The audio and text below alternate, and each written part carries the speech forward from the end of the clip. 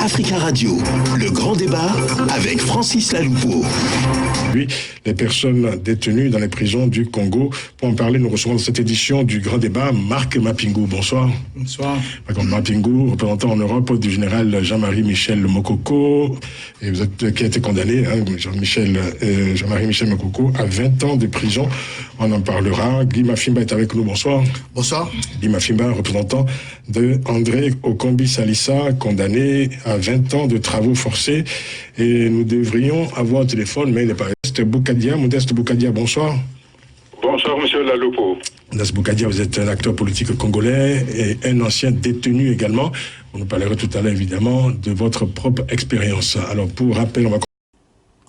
Mortelle prison au Congo-Brazzaville. On marque une pause. On revient dans 2 minutes pour reprendre le cours du débat. À tout de suite. Nous avions également tenté d'inviter un représentant du gouvernement. Et voilà, notre demande est restée sans réponse. Question simple, comment se passe la détention de Jean-Marie Michel Mokoko, dont vous êtes le représentant? Écoutez, cette détention qui est malheureusement une détention injuste et se passe dans des conditions aujourd'hui très difficiles, très très lamentables, parce que ces conditions aujourd'hui, les avocats n'arrivent pas à le voir et sa famille ne le voit pas, il n'a aucun soin. Donc depuis sa condamnation, la situation devient de plus en plus difficile pour le général Mokoko, qui ne sort pas, puisque depuis qu'il est condamné, il n'a pas droit aux sorties, il n'aperçoit même pas la lumière du jour. Donc c'est quelqu'un qui est emprisonné dans des conditions tout à fait inhumaines. Et on apprend que ces avocats... Les médecins, au départ, avaient souvent accès à lui, mais aujourd'hui, aucun médecin n'a accès au général Mokoko. Vous voulez dire que les conditions de détention se sont endurcies Bien sûr, bien sûr. Au départ, il faut dire que même là, le gouvernement voulait lui imposer un certain nombre de médecins choisis par le pouvoir, et connaissant un peu les pratiques du régime qui empoisonnent, vous connaissez les nombreux cas des gens qui ont été empoisonnés à la maison d'arrêt, Tourou, le frère de Kombi Salissa, un certain Swami, et bien d'autres d'ailleurs, qui meurent tous les jours dans ces prisons de Brazzaville. Vous craignez pour sa santé? Nous craignons de plus en plus pour sa santé, et tous les Congolais aujourd'hui sont très inquiets pour sa santé, et naturellement celle de Kombi Salissa aussi. Vous êtes avec nous, qui est membre de l'OCDH, l'Observatoire congolais des droits humains, qui a déclaré à propos du général Mokoko, dans le cadre de l'enquête menée par l'OCDH, il a déclaré ceci: nous avons eu des alertes inquiétantes, les conditions de détention du général Mokoko ont été durcies, il est interdit aux ONG de le voir, il faut craindre qu'on enregistre un drame en prison. Bien sûr, écoutez, dès le départ. Guy Mafimba, même question pour vous, dans quel état se trouve aujourd'hui André Okombi Salissa? En degré, oui. Le soir. Oui. Okombi Salissa, par exemple, aujourd'hui n'a pas de système de ventilation. Ils ont refusé expressément. On s'est battu pour avoir un petit poste de téléviseur et autres. Et les fréquentations sont limitées à la famille. 5 minutes. 5 minutes. 5 minutes. Et le jeudi, 15 minutes. Et ça dépend de l'état d'âme du régisseur. Et bien entendu, ce n'est pas une torture physique. C'est une torture morale. Et lorsqu'on n'est pas préparé à vivre ce genre de conditions, ça fait 3 ans pour le général Mokoko, pratiquement 3 ans pour Okombi, et nous craignons véritablement que le dessein machiavélique du pouvoir puisse réussir. Alors il n'y a pas que des opposants. Alors je voulais que vous disiez juste un mot sur le général Norbert Dabira, qui lui aussi était condamné. Exact. Donc, alors, quelles sont les nouvelles que vous avez du général Norbert? Qu'il soit du régime ou pas, mais nous sommes des acteurs politiques, nous nous battons pour les droits de l'homme. Et ce qui revient à dire que les mêmes cas de figure qu'on a imposé au général Mokoko et à André Kambisa Salissa, c'est le même cas de figure pour Dabira. Dabira en plus, en outre, ce qui est je dirais, à la fois indécent et cynique, il est dans la même pièce, dans la même cellule où était incarcéré, dans laquelle était incarcéré le colonel Ntchourou. Qui est décédé. Vous imaginez dans quelles conditions psychologiques il peut vivre une telle incarcération. Donc voilà, nous sommes dans ce contexte-là de conservation de pouvoir, et les dispositifs des prisons, c'est dans l'essence même des régimes staliniens qu'est le régime du Congo-Brazzaville. On va se tourner vers Modeste Boukadia qui est avec nous au téléphone. Modeste Boukadia. Oui. Alors vous avez été arrêté en janvier 2016, puis libéré en 2017. On va revenir sur les conditions dans lesquelles vous avez été détenu, mais d'abord... En sortant directement de l'avion, j'ai été donc arrêté par plus de 2000 militaires avec 3 chars de combat et... 2000 militaires 2000 militaires, 2000 militaires. 2000. Et en face, il y avait 3000 militants qui étaient venus m'accueillir. Donc ils m'ont dit...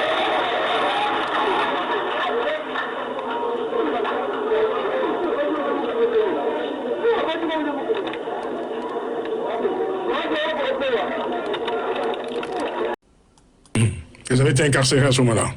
J'ai été incarcéré à ce moment-là et je voudrais vous dire, je n'ai jamais vu ni un procureur ni un juge pendant les 575 jours que je suis resté en détention où j'ai été torturé. On va y revenir. Au téléphone avec nous, Modeste Boukadia. Modeste Boukadia, on va reprendre avec vous. Alors, donc, vous avez été donc incarcéré, vous avez été libéré donc en août 2017. Hein?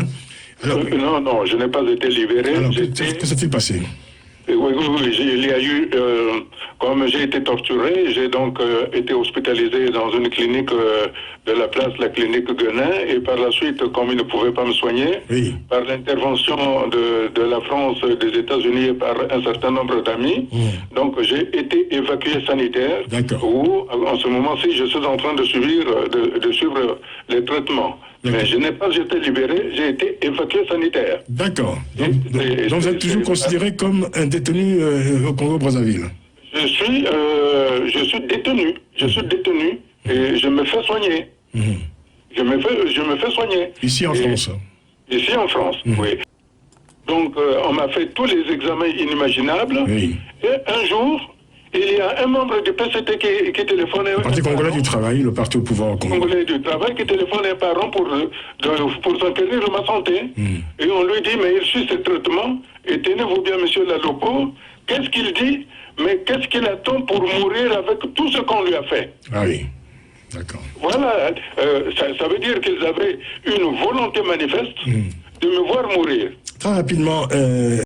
Je suis un homme libre. Si je suis un homme libre, en dehors du fait que je dois faire des contrôles auprès de mes médecins, des cardiologues et puis ceux qui s'occupent de mon dos parce qu'ils m'ont abîmé les lombaires, la colonne vertébrale et le rythme cardiaque. Mais la justice congolaise ne réclame pas votre retour? Non, pour l'instant, ils ne réclament pas mon retour puisque je suis en soins. Je suis en soins, mais le plus important, monsieur Lalopo, c'est vrai ce que monsieur Mafimba et monsieur Mapingo ont dit. Les conditions sont très atroces.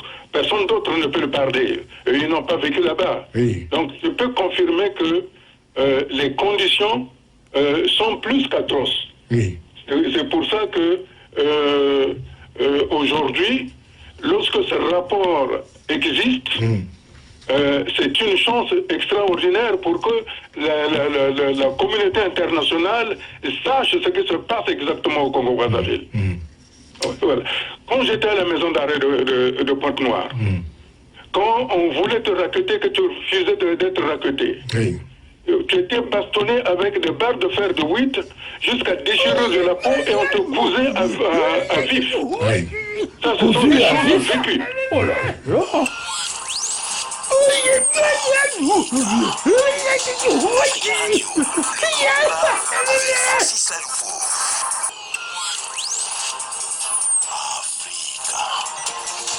Africa Radio, le grand débat avec Francis Laloufo.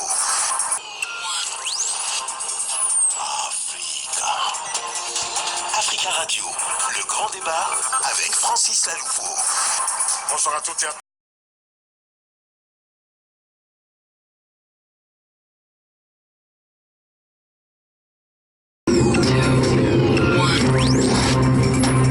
Africa. Le jugement n'a jamais été signé. Or, au terme de convention, au bout de 5 jours ouvrés, si la grosse n'est pas signée, l'individu devient libre. C'est ça. Donc aujourd'hui, je peux me considérer donc libéré de toutes les contraintes judiciaires du Congo. Bien sûr. Récemment, l'opinion internationale, c'est la mort le 5 mai dernier d'Augustin Kalakala, proche collaborateur de André Okombi Salissa, lui aussi, je rappelle, est condamné à 20 ans de prison. Alors le site Brazza News a rappelé à cette occasion que Augustin Kalakala, je cite, a été kidnappé et torturé pendant plus de 2 mois par le régime de Brazzaville, puis laissé pour mort et jeté devant la morgue de Brazzaville. Fin de citation. L'homme aurait donc succombé aux sévices subis. Bonsoir à toutes et à tous. Bienvenue dans le grand débat. Merci d'être avec nous. Le grand débat, les grands faits de l'actualité en Afrique, en Europe et dans le monde. Commenté, analysé et débattu sur Africa Radio. L'émission est en direct jusqu'à 19h. Comme d'habitude, peu de temps. Le CDH et la Croix-Rouge, qui sont donc la Croix-Rouge internationale et Amnesty International, ont des difficultés de visiter les prisons. Donc, c'est bien beau que les gens disent, oh, voilà, ils veulent du sensationnel. Quand j'étais à la maison d'arrêt de Pointe-Noire, ces organismes-là ont eu du mal de venir me voir, d'une part. Et d'autre part, il y a 2 autres prisonniers pour avoir réclamé la République de 2013 jusqu'à aujourd'hui qui sont encore détenus. Oui. Il s'agit de M. Sylvain Zingula à la maison d'arrêt de Pointe-Noire et de M. Valaté Tchakaka à la maison d'arrêt d'Ifondo, qui sont gravement malades. Oui. Au Congo-Brazzaville, des conditions de détention effroyables. Si on en croit l'Observatoire congolais des droits de l'homme, l'OCDH qui vient de publier son dernier rapport, un rapport dans lequel l'organisation indique que, je cite, la doctrine du gouvernement congolais sur la question des droits de l'homme se résume par la duplicité manipulatrice. D'un côté, vous avez des discours d'un État promoteur des droits de l'homme qui ratifie les traités, et de l'autre côté, la violation des droits fondamentaux est systématique. La terreur et la répression se poursuivent à huis clos. C'est dans le rapport de l'OCDH, un rapport qui vient donc d'être publié, qui est disponible bien sûr pour ceux qui ne l'auraient pas sur Internet. Mortelle prison Congo-Brazzaville, on va te poser, on revient dans 2 minutes pour reprendre le cours du débat. Africa Radio, le grand débat avec Francis Laloufo. Le grand débat aujourd'hui, mortelle prison au Congo-Brazzaville. Rapidement, écoutez, je crois que ma conclusion, c'est juste une pensée pour tous ceux qui sont en prison, pour Mokoko, pour Okombi Salissa et surtout pour notre ami Kalakala qui vient de nous quitter, qu'il sache que le sang des innocents est indélébile et que ceux qui restent pensent à lui. Monsieur Augustin Kalakala, je l'appelais souvent Saint-Augustin. De sorte qu'ils soient unis, qu'ils soient rassemblés, qu'ils soient réconciliés, mais pas avec ces gens-là, parce qu'ils ont acquis des méthodes qui ne sont plus des méthodes normales. Ce sont des gens qui sont des barbares et qui agissent comme des barbares dans un État qui n'a plus de loi. Et voilà tout notre problème, notre cri de cœur, le cri de cœur des Congolais est celui-là. Mortel prison. Voilà.